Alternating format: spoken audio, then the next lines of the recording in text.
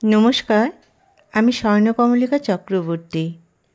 আমার লেখা যে গল্পটা এখন পড়ব সেটার নাম হচ্ছে মা, বাবা, বেয়াই বেয়ান। ভোরবেলা ঘুম থেকে উঠে হাঁটতে যাওয়া অনেকের অভ্যেস, অনেকে আবার এই সময়টা আরাম করে ঘুমোয়। সকালের এই ঘুম যারা ভাঙতে চায় না তাদের বোঝানো যাবে না মর্নিং ওয়াক কী জিনিস। বিভোর একাই হাঁটতে যায়। ওর দল বেঁধে হাঁটতে ভালো লাগে না। কথা বলে বলে হাঁটলে মনে হয় স্পিড কমে যায়, তাই সে নিজের মতো চলে। কোনো দিন হয়তো 10 মিনিট আগে ঘুম ভাঙল, আবার কোনো দিন 20 মিনিট পর সে ঘুম থেকে উঠল। যেদিন দেরিতে উঠে সেদিন একটু কষ্ট হয়ে যায়, হাঁটা কম হয়, কারণ আমরা সবাই চলি ঘড়িকে মেনে। তাই বিভোরও জানে তাকে নির্দিষ্ট সময়ে অফিসে যেতে হবে, তাই হাঁটার সময় না কমিয়ে তখন আর উপায় থাকে না। কেন যে মাঝে মাঝে দেরি হয়ে যায় বুঝতে পারে না সে, তবু দেরি হয়। বিভোরের অফিস বাড়ি থেকে অনেক দূর। আজ থেকে অনেক দিন মানে আগে বাড়ি থেকে চাকরিস্থলে রোজ দিন যাওয়া সম্ভবপর ছিল না, কারণ তখন এখানে ট্রেন ছিল না। তাই একটু দূর হলে সবাই চাকরিস্থলে বাসা ভাড়া করে থাকতো। ওর বাবা যখন চাকরি করতেন তখন একবার বদলি হয়েছিলেন। মায়ের পক্ষে তো বাড়ি ফেলে যাওয়া সম্ভব ছিল না, তাই বাবা ওখানে একাই বাড়ি ভাড়া করে থাকতেন।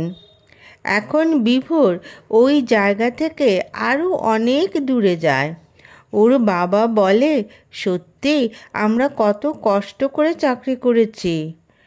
কষ্ট অবশ্য বিভোরদের হয়, ট্রেনে দাঁড়ানোর জায়গা থাকে না, এত ভিড়। আবার ট্রেন থেকে নেমে আবার বাসে করে গন্তব্যস্থলে পৌঁছতে হয়। মা সব রেডি করে দেয়। রাত্রিবেলা এসে মায়ের হাতের গরম গরম চা খেতে পারে, এটাই তো বিরাট পাওনা। যখনই ধোয়া ওঠা চায়ে চুমুক দেয় বিভোর, সমস্ত ক্লান্তি নিমেষে উধাও হয়ে যায়। মা বাবা তো সারা দিন অপেক্ষা করে থাকে ছেলে কখন বাড়ি ফিরবে। কী রে বিভোর, তুই বাইরে যাবি না? সমস্ত বন্ধুদের আড্ডায় ওকে প্রশ্ন করলে ওরা অনেকে বাইরে পড়াশোনা করেছে, কেউ এখানে পড়াশোনা করে বাইরে যাবার তোড়জোড় শুরু করেছে। নিজের রাজ্যে চাকরির এতটা সুযোগ সুবিধে নেই, কবে চাকরি পাবে তার কোনো নিশ্চয়তা নেই। অতএব চলো ভিন রাজ্যে, সেখানে একটা না একটা চাকরি জুটে যাবেই।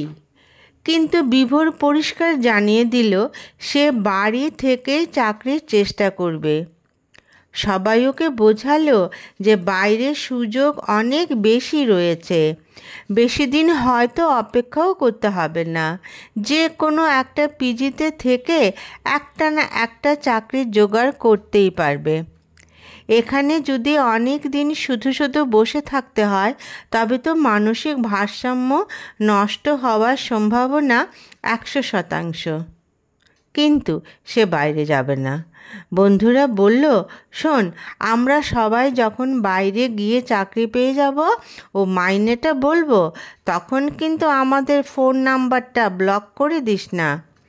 এমন অনেক ঘটনা শুনেছি যে বন্ধু চাকরি পেয়েছে, নিজে পায়নি, বন্ধুর সঙ্গে সম্পর্ক কাটা, রাস্তায় দেখলেও মুখ ফিরিয়ে চলে যায়। বিভোর হাসতে হাসতে বলল, আমি এখন যেই মুডে আছি তেমন থাকলে কোনো সমস্যা নেই, কিন্তু মানুষের মন তো পরিবর্তন হতে সময় লাগে না, তাই গ্যারান্টি দিতে পারছি না। সবাই হো হো করে হাসতে লাগলো ওর কথা শুনে। বন্ধুদের আর বেশি দিন নেই যাবার, তাই এখন আড্ডাটা সবাই একটু বেশিই দিচ্ছে। তারপর কে কোথায় কিভাবে থাকবে কেউ তো জানে না। সত্যি বিভোর বাদে সবাই বাইরে গিয়ে সুন্দর চাকরি পেয়ে গেল। মাসে কত টাকা আসবে, কেমন খরচ হবে, সবাই সবাইকে জানাতে লাগলো। ব্যতিক্রম বিভোর। সে তো চাকরির পরীক্ষাই দিয়ে যাচ্ছে, পাশই করতে পারছে না, কাজেই বেতন কি করে পাবে? মাঝে মাঝে সে ভাবে সে কি ভুল করলো বাইরে না গিয়ে। যদি এমন হয় যে বছরের পর বছর চলে যাচ্ছে, সে পরীক্ষা দিয়েই যাচ্ছে, কিন্তু শিখে আর ছিল না, কি হবে তখন? তখনের কথা এখন ভেবে মানসিক ভারসাম্য হারিয়ে কোনো লাভ আছে? পরীক্ষার প্রস্তুতি আরও বাড়াতে হবে, না হলে বন্ধুমহল বলবে। তখনই বলেছিলাম বাইরে এসে চেষ্টা কর, এখন সময়গুলো কেমন নষ্ট হলো, এখনো সময় আছে, চলে আয়। ওর ভাগ্য ভালো, কারণ বাইরে ওকে যেতে হয়নি, নিজের রাজ্যে ভালো একটা চাকরি পেয়ে গেল সে। বাড়ি থেকে অনেক দূর, তাতে কি হয়েছে, এখন দূরত্ব কোনো ব্যাপারই নয়, ট্রেন বাস সবই আছে। বন্ধু মহল বিভোরের জন্য খুব চিন্তিত ছিল। আজকালকার দিনে চাকরি পাওয়া বিরাট ভাগ্যের ব্যাপার, এর মধ্যে সবাই চাকরি পেয়ে গেল একজন ছাড়া, এটা বিরাট ব্যাপার। সবাই বাইরে চাকরি করছে, ছুটির দিনে নতুন নতুন জায়গায় বেড়াতে যাচ্ছে, মজা আর মজা। আর সে মাথা গুঁজে চাকরির প্রস্তুতি নিচ্ছে। যাক, আর ওকে পড়াশোনা করতে হবে না, শুধু পোস্টিং একটু দূরে হয়েছে, এটাও কোনো ব্যাপার নয়। একটু সকালে বের হয়ে ট্রেন ধরতে পারলেই চলবে, ট্রেন থেকে নেমে আবার বাস। প্রথম পোস্টিং সবাই দূরেই পায়, কয়েক বছর চাকরি করার পর তখন বদলির জন্য না হয় আবেদন করবে, এখন নয়। সে এখন সকালে উঠে একটু হেঁটে নেয়, আগে চাকরির টেনশানে সব কিছু থেকে নিজেকে গুটিয়ে নিয়েছিল, এখন বিন্দাস মুড। শুধু মা বাবা বলে বাড়িতে তো আর কেউ নেই, সুতরাং যারা বাইরে চাকরি করছে বিয়ের তাগিদ যেন তাদের বেশি।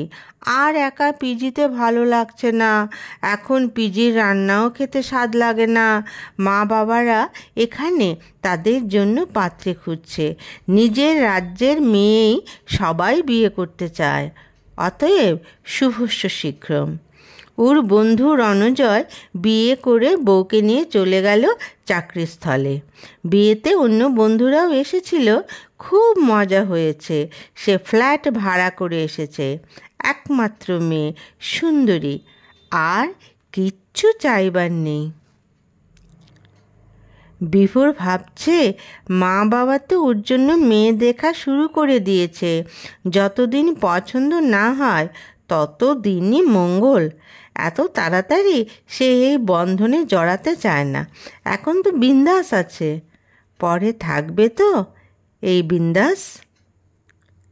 সেদিন রণজয় ওকে ফোন করে বলল, ভাই তুই সত্যি কি লাকি রে, তোর জীবনটা খুব সুন্দর হবে, আমি এখন থেকে সেটা দেখতে পাচ্ছি।